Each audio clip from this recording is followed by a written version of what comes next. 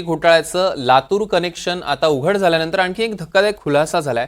नीट परीक्षेत गुण वाढवण्यासाठी प्रत्येक विद्यार्थ्यामागे 5 लाख रुपयांचं डील होत असल्याची माहिती समोर आली आहे। नीट घोटाळ्याचं हे रॅकेट नेमकं कसं काम करत होतं पाहूयात या रिपोर्टमध्ये।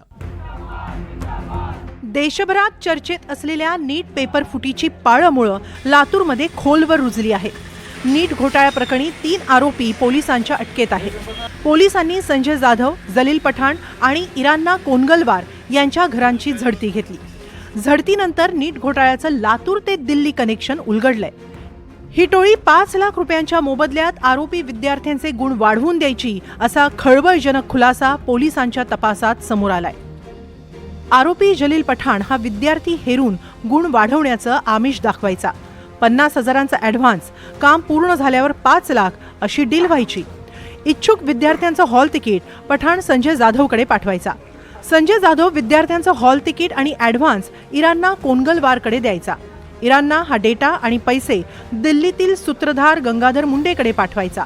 इरान्ना गुणवाढ होईपर्यंत गंगाधर मुंडेकडे पाठपुरावा करायचा।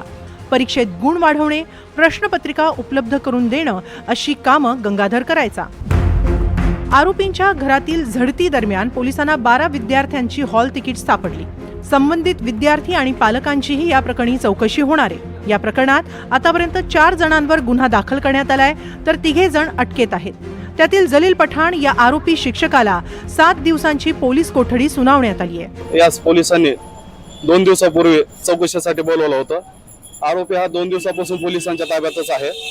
आरोपीला आज रोजी मुख्य दंडाधिकारी लातूर यांच्या समोर हजर केले असता पोलिसांतर्फे 10 दिवसांचा PCR मागण्यात आलेला होता, परंतु मान्य न्यायालयाने माझा युक्तिवाद ग्राह्य धरून आरोपीस फक्त 6 दिवसांचा PCR दिलेला आहे। जलील पठाण आणि संजय जाधव हे दोघंही PhD धारक शिक्षक आहेत, तर इरान्ना कोनगलवार धाराशिवच्या उमरगा येथील ITI मध्ये संचालक आहे।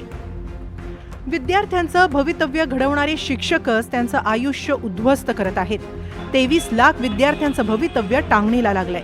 त्यामुळे महाराष्ट्रापासून दिल्लीपर्यंत पोहोचलेली घोटाळ्याची पाळमुळं उकरली जाणार का हे पाहणं महत्त्वाचं ठरेल।